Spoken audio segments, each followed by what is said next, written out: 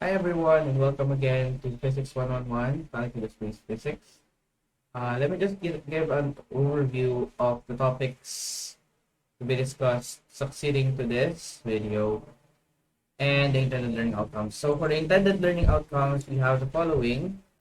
So to differentiate between vectors and scalar measures in kinematics, solve problems in kinematics in 1 and 2 dimensions, analyze the motion of particles using graphs, compare instantaneous measurements and average measurements, analyze the instantaneous measurements of the given particle given a function for the function for their position, and then derive the equations of kinematics using calculus. So we have a lot of outline topics for this specific or we have an outline of the subtopics for this specific topic in kinematics. So kinematics in 1 dimension and kinematics in 2 dimension. Okay, so let's consider a car moving back and forth along the x-axis. So let's say we have a graphical representation of this car in this figure. So the original position of the car is this point A, and then it will translate into point B. And also, as you can see here, this will be 30 meters. This will be somewhere between 50 and 60 meters. So there is a rightward direction in this car, and then after that it will reverse. So from B it will go to C. No, so 50 something into 30 something, and then it will go back to point E. So this will be the 0, no reference position, and then negative 40 for E, and then about negative 50 for F. So we have translational motion of of this car, and we will consider the car as a singular particle, a singular position, so that we can actually accurately measure its displacement. So we could tabulate these specific positions at different times. So let's say for the initial time, which is 0 seconds, it is originally at a positive 30 meters, and then after 10 seconds, it translated into 52 meters, which will be here, and then and so on. So there is a movement with this particle, which is the car, and we can analyze its, let's say, velocities, acceleration, to give us some insight on how the particle behaves, with its or its to predict its motion. So the graphical representation of this motion can be seen in this diagram, in this plot. So we have x axis, actually this is the y axis, but in the vertical axis we have x as the position, and we have the t axis, which is the time. So at a given point, let's say at point A, it is negative 30 meters and at 0 seconds, and then after 10 seconds, we have positive 52, and so on and so forth. So this is the position curve of our motion. Now, what does this tell us? What does this tell us? We can determine, the first one that we can tell is the displacement of our particle or our car. So the displacement is defined as delta x. Delta means change, so difference or change in x. So the displacement delta x is equal to the final position minus the initial position, wherein x is the utilized variable because it is only horizontal, horizontal translation. Okay, so we have to, it is important that we distinguish the difference between the distance and the displacement. Now, what is the distance and what is the displacement? So the distance is the total path taken by the particle, and it is a scalar quantity.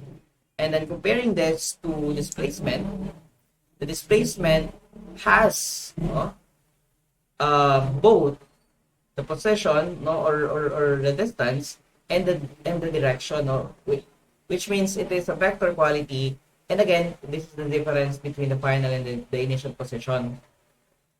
So there is an incorporated direction when your particle goes left or right, and then up and down. So negative for left and down, positive for right and up. So we can also calculate the average velocity of our particle, okay, using this formula. So what does this mean? So take note of the notations here.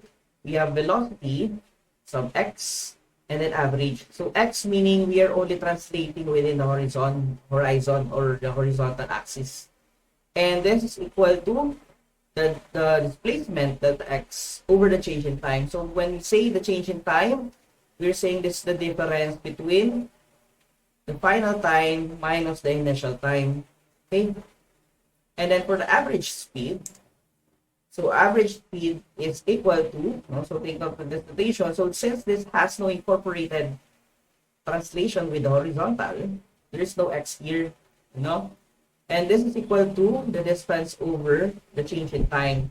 Now, average speed has no incorporated directionality in its variable. Therefore, it is a scalar value. Meanwhile, the average velocity is a vector value. Since again, we know that the displacement is incorporated with a direction. So that is the difference between the two.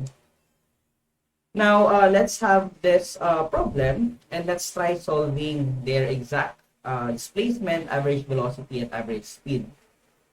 So, to find the displacement, we have delta x. So, delta x is equal to the final position minus the initial position. So, this will be equal to, so the final position here is this final position f, and then this is the initial position. Therefore, the displacement is the difference between these two positions. So we have here negative 53 minus 30. So this is in meters both. So delta x is equal to negative 83 meters. Okay. So what does this mean? Meaning from your initial point, if this is your initial point, the distance to the final point, which is this, is 83 meters. And then the negative means it is towards the left. The direction towards the left, since from the initial position it is leftward.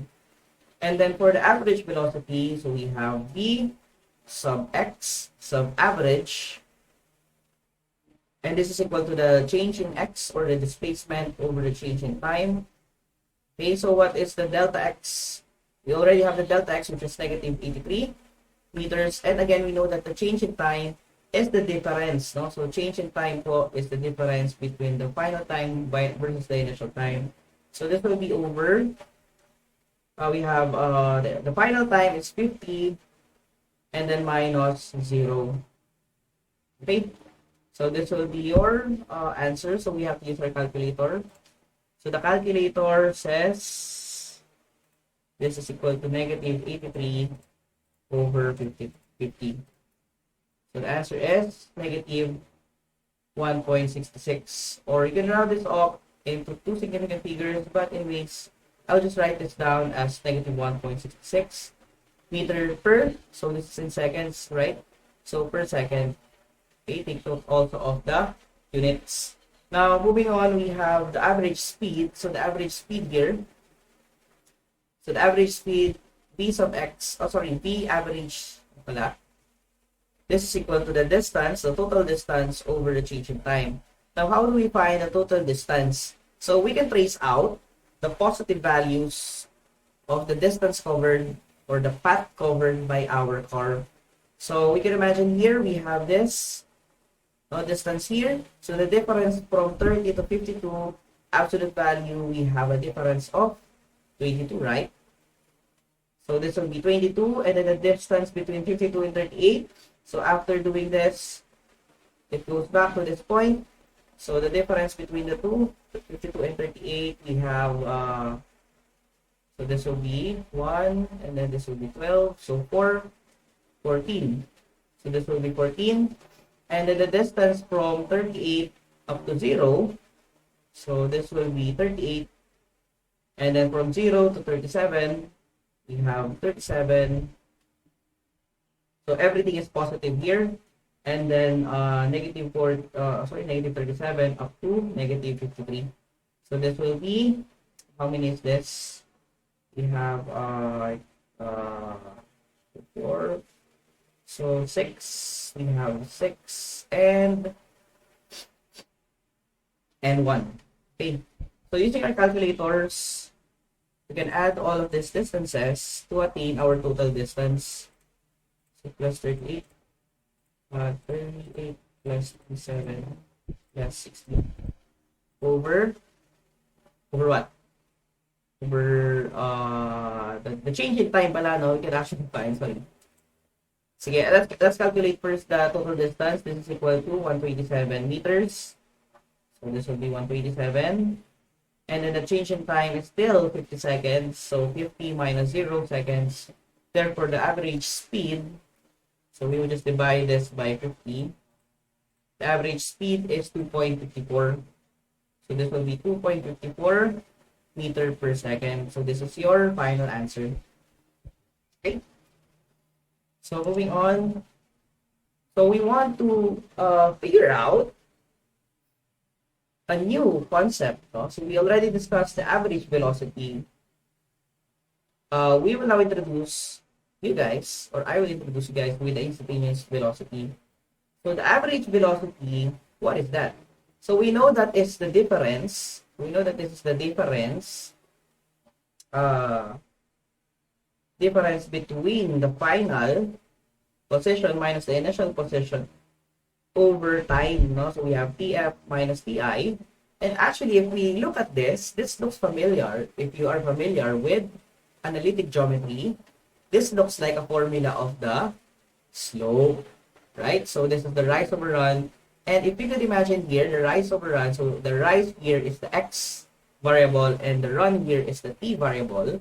Therefore, basically, the slope of the initial point and the final point is your average velocity. So graphically, this blue line here is the V average, or the average velocity. Now, to determine the instantaneous velocity and to define this instantaneous velocity, we have to understand that our particle or our particle's velocity could vary in between, the times. So if you can imagine, if you are in your dashboard, let's say you're inside your car, this is your what do you call this? The manibela, no? So you have this speedometer. Now you can see a speedometer somewhere here. Sorry, this is your dashboard inside your car. No? So you can see something here that says your car is in 20 kilometers per hour, 30 kilometers per hour. And basically that reading, the specific reading is your instantaneous velocity. So if your car is at rest, your velocity is 0, and if it is accelerating, it is changing within time. So how do we determine this instantaneous velocity? Let me show you the graphical representation of the instantaneous velocity. The instantaneous velocity here is the tangent line, the tangent line or the slope of the tangent line within your specific point. So the instantaneous velocity at A will be the slope of this. The instantaneous velocity of B would be the slope of this line, and so on. Okay, so this line here is the instantaneous velocity, which we will define as V sub x. So we said that this is the slope of the tangent line. And if you can recall your calculus 1 course, the slope of the tangent line is just the derivative at that point. So if we find the limit as delta t approaches 0 of this slope function, then it will arrive at our derivative. So the derivative of our position function at a given point will be the instantaneous velocity. Okay, so let's consider an example here, for some conceptual understanding of instantaneous velocity. So let's say there are, consider the one-dimensional motions. Are there any points in the motion of these objects at which the instantaneous velocity has the same value as the average velocity over the entire motion? So we are comparing here the instantaneous velocity, or the specific velocity at any point in time, and the average velocity. So the average velocity is the difference in position over time. Okay? So the first scenario is a ball thrown directly upward, rises to a highest point, and falls back into the thrower's hand. So if you can imagine this, what is the, well, let's define first the average velocity. So if you are to throw your ball no, upwards and then it will go back downwards, so if it falls back into the thrower's hand, then its position is, or the initial position of your ball here will be also the final position after, diba? So the change in x, no? So the displacement did not change. Since after you throw the ball, no, assuming that the initial position is 0, and then downward is the final position, okay, then the difference in position of the initial and the final will be equal to 0. Therefore, we are saying that the velocity average, okay, Px average, which is also delta x over delta t. If you know that delta x is 0, then this is equal to 0. So the average velocity of your ball will be 0. Okay, so I hope this is already, I hope you understand this, no? Since the displacement is important, no? It is incorporated with direction. Now, to find this average velocity, which has the same value as the instantaneous velocity, so when will our ball have the instantaneous velocity of 0 meters per second? Ano? So if you can imagine, if you throw again a ball, so let's say you have a ball here, throw this upward, and then it will fall downward. No? If you could imagine, there is a certain point in the ball, which is also the maximum height, at which the ball stops for a brief moment. It is not moving, no, for a very, very brief moment, it is 0. And that is your 0 meter per second, no? So the highest point is your 0 velocity. Okay? So another scenario here, so a race car starts from rest and speeds up to 100 meters per second. Okay, so let's start with average velocity. So the definition of average velocity is this. But since we are given a final velocity only, no? Diba? So this is the final velocity and the initial velocity, we could not find, okay? We could not find the average velocity, guys, because it should be that the time, no? The time elapsed and the distance should be given for we to be able to, for us to be able to know the average velocity. So this letter B, we cannot determine the average velocity at this given information. And also, that will be true for the instantaneous velocity. Okay? And then for the last one, a spacecraft drifts through the space at constant velocity. Okay, so if your spacecraft drifts through the space at constant velocity, meaning its final position, or its slope actually, will be constant. Diba? You can imagine. Okay? So the velocity is not changing, therefore the average velocity should be the same as the constant velocity specific. Now, so the instantaneous velocity, okay, which is also constant, is equal to the average velocity. So at any point, as the spacecraft drifts through the space, the instantaneous velocity and the average velocity are the same. Or actually, Px average. Okay? So, moving on, let's have an example of a particle moves along the x-axis. Its position varies with time according to the expression x is equal to -40 plus 2t squared, where x is in meters and t is in seconds. The position time graph for its motion is shown in the figure. Because the position of the particle is given by a mathematical function, the motion of the particle is known at all times, unlike the car. So, I'm just reading this out, no? In the previous example, where the data is only provided at 6 instants in time, notice that the particle moves in the x direction for the first second of the motion, and is momentarily at rest at the moment at t is equal to 1 and moves into positive acceleration as as times t greater than 1 seconds. So, you have a given function, no? A position function. This is the only thing that is important here, guys. No? You have a given curve that represents the position of your particle. So, this is the curve, no? This brown curve here. And we could actually extract an information regarding the velocity and actually the acceleration operator of this particle.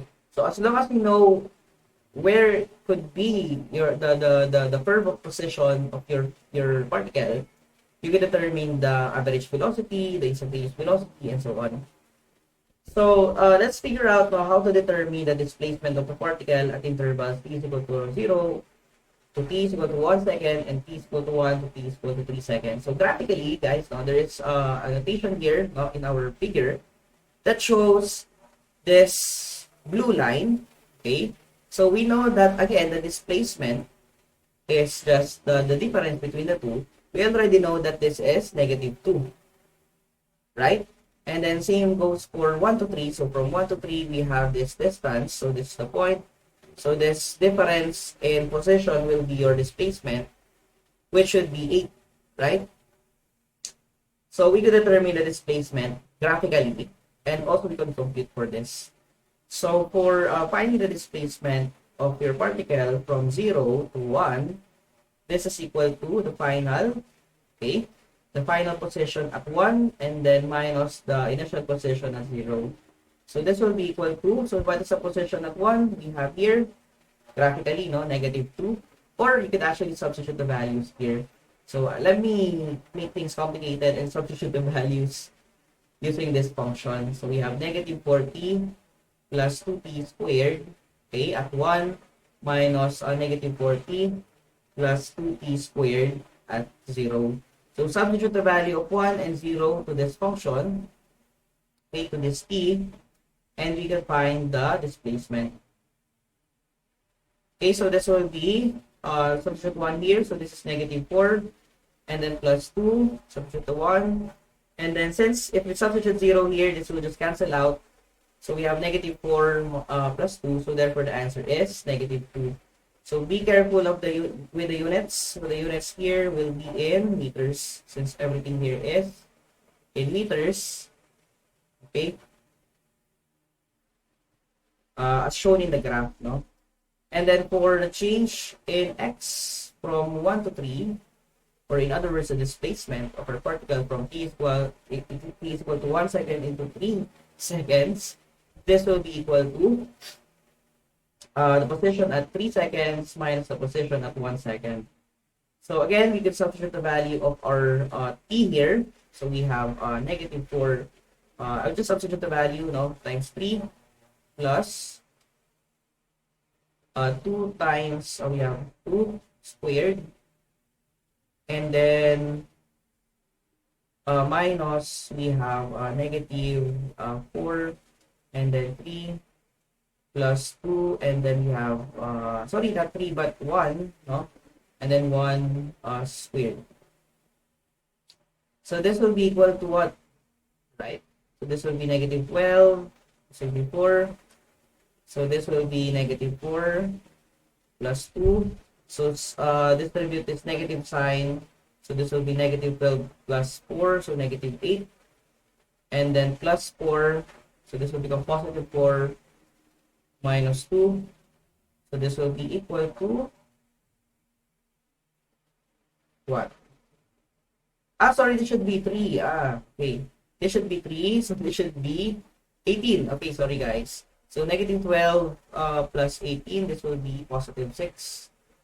So 6 plus 4 minus 2, so this will be 8 meters. Okay, so this will be your displacement from t is equal to 0, sorry, t is equal to 1, and t is equal to 3. Okay, so moving on, let's find another measure. So calculate the average velocity during these two intervals. So we want to find now the velocity. Again, the graphical representation of their velocity will be the slope of the line connecting these two. And then similar to 1 and 3. Okay? So these blue lines represent the average velocity. So again, we have the average velocity of, so there's a lot of notation here, from 1 to 2.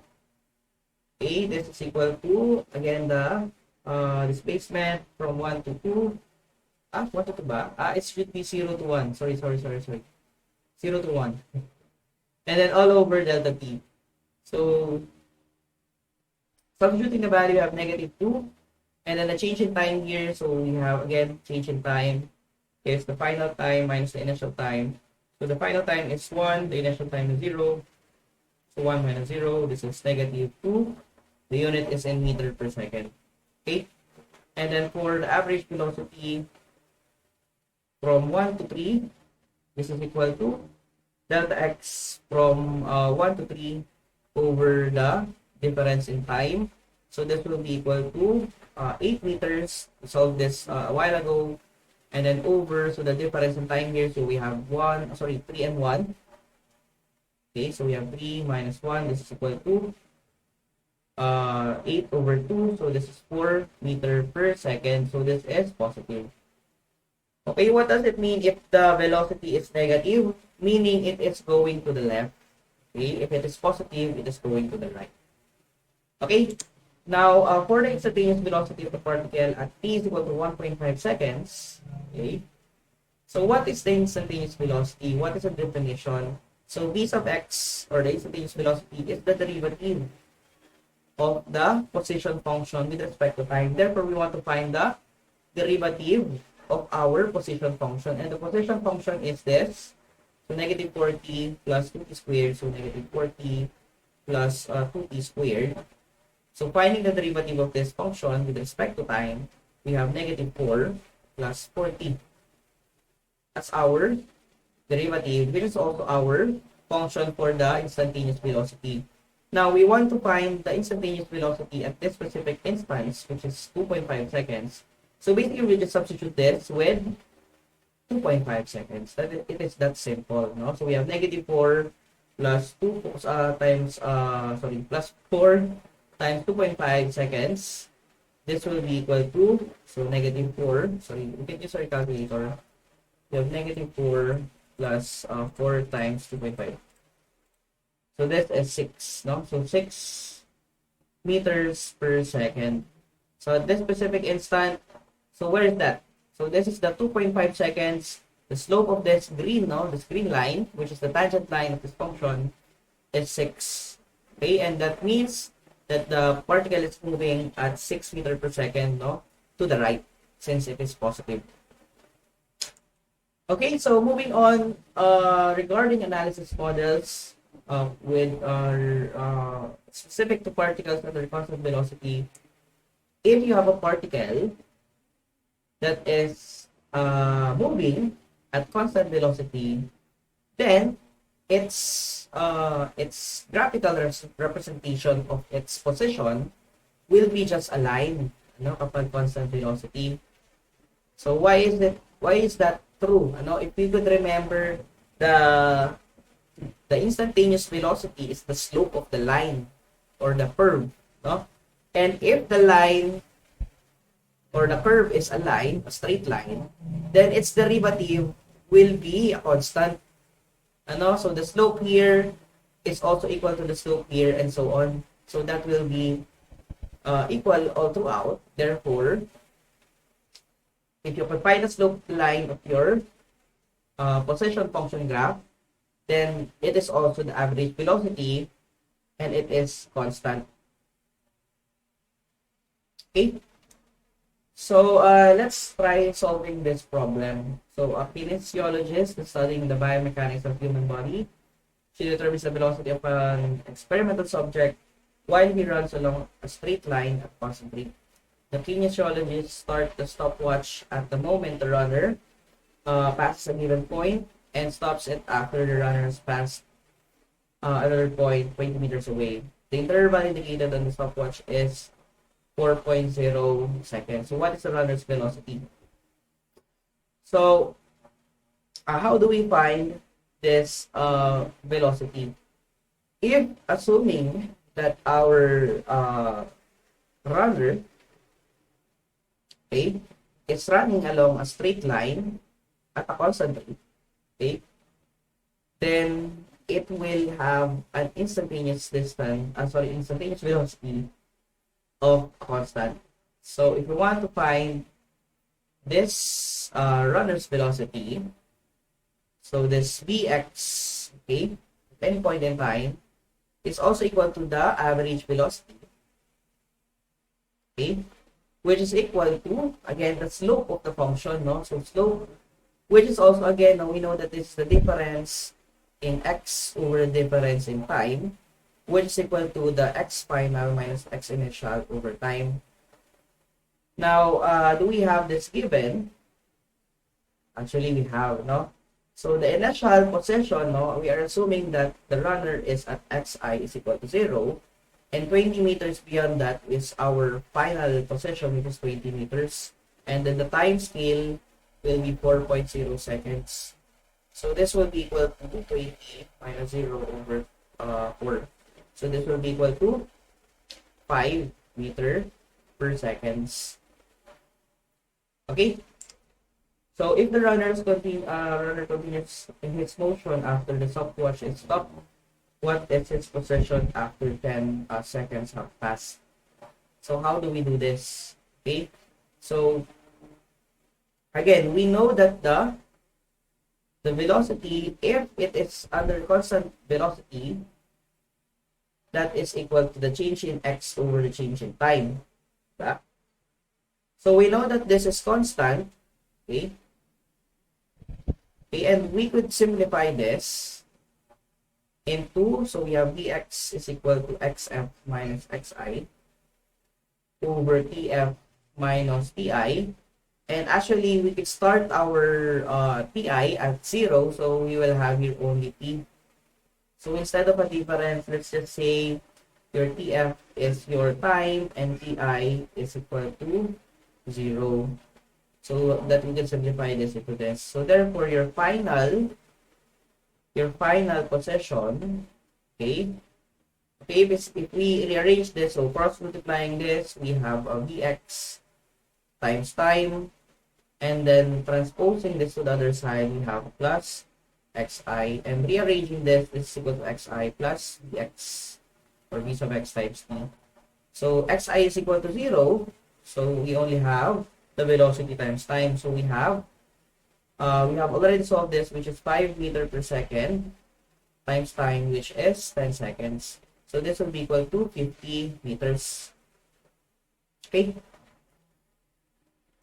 So if we could imagine, no, if we have a particle under constant velocity, which is again this one, or represents this one, which is also equal to the x average. Okay, and we have also this equation to represent the motion, motion graph of our, or motion diagram of our particle will look like this. So the magnitude of the velocity remains the same all throughout, and also the direction. Comparing this to particle under constant speed, so if there is no directionality, we do not know if it is going anywhere, no, in a different direction. So it could have the same magnitude, but it could have a different direction. Okay, and then the particle's average velocity is just the distance over the change in time. Okay, so that will be for this video. Let's move on for the next video.